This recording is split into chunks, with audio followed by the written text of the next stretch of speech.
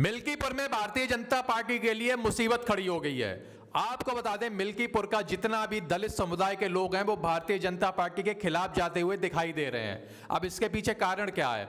आपको पता होगा, अभी कुछ दिन पहले राज्यसभा में गृह मंत्री अमित शाह ने खड़े होकर बाबा साहब भीमराव अंबेडकर के ऊपर एक अपमानित बयान दिया था। अमित शाह ने कहा था कि आजकल के लोगों ने बाबा साहब का नाम लेने का फैशन बना रखा है और अंबेडकर अंबेडकर अंबेडकर चिल्लाते रहते हैं। आपको बता दें, इस बयान के बाद से पूरे भारत में दलित समुदाय के लोगों के बीच में काफ़ी आक्रोश हो गया था और उन्होंने अमित शाह के खिलाफ धरना प्रदर्शन भी किया था और अमित शाह से माफ़ी मांगने का ऐलान भी किया था। लेकिन अमित शाह ने अपने इस अपमानित बयान के बाद माफ़ी नहीं मांगी। अब यही उनका बयान मिल्कीपुर के उपचुनाव के लिए भारतीय जनता पार्टी के लिए कांटा बन गया है।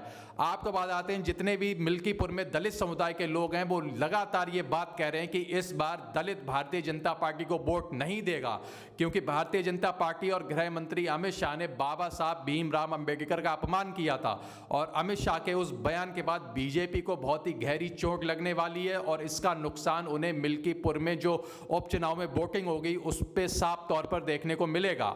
मिल्कीपुर उपचुनाव का युद्ध वही पार्टी जीत पाएगी जो मिल्कीपुर में दलितों का वोट बैंक साधने में सफल हो पाएगी। अब लेकिन अमित शाह के इस बयान के बाद मिल्कीपुर के जितने भी दलित समुदाय के लोग हैं वो भारतीय जनता पार्टी को वोट ना देने के लिए बोल रहे हैं। उन्होंने कहा है कि भारतीय जनता पार्टी ने बाबा साहब का अपमान किया, इसलिए वो भारतीय जनता पार्टी को वोट नहीं देंगे।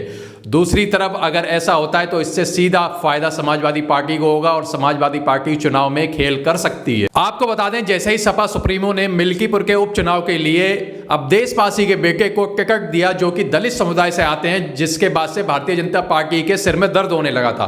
भारतीय जनता पार्टी लगातार सोच रही थी कि समाजवादी पार्टी ने दलित समुदाय के एक व्यक्ति को टिकट दिया है कि और इससे दलित समुदाय का पूरा व्यक्ति समाजवादी पार्टी को वोट देगा। इसीलिए भारतीय जनता पार्टी ने मिल्कीपुर में उपचुनाव जो होगा उसके लिए एक दलित चेहरा समाजवादी पार्टी के सामने उतार दिया, क्योंकि भारतीय जनता पार्टी सोचती है अगर वो समाजवादी पार्टी का जो दलित कैंडिडेट है उसके सामने दलित कैंडिडेट अपना उतारेगी तो भारत समाजवादी पार्टी को मिलने वाला जो दलित वोट है वो बट जाएगा और जिससे भारतीय जनता पार्टी को फायदा होगा। लेकिन अब जो मिल्कीपुर का दलित है वो इस बात को लेकर आक्रोशित है कि अमित शाह ने राज्यसभा में खड़े होकर बाबा साहब भीमराव अंबेडकर का अपमान किया था और जिसके बाद से दलित कह रहा है कि वो भारतीय जनता पार्टी को वोट ना देने का मन बना रहा है, क्योंकि अमित शाह ने इस बयान के बाद माफी भी नहीं मांगी थी। तो अगर दलित ऐसा करता है तो इससे भारतीय जनता पार्टी को मिल्कीपुर के उपचुनाव में बहुत बड़ा नुकसान होने जा रहा है और जिसका सीधा फायदा समाजवादी पार्टी को पहुंचेगा। योगी आदित्यनाथ लगातार अयोध्या और मिल्कीपुर का दौरा कर रहे हैं ताकि वो 2024 में जो उन्हें हार मिली थी उसका बदला समाजवादी पार्टी से ले सकें।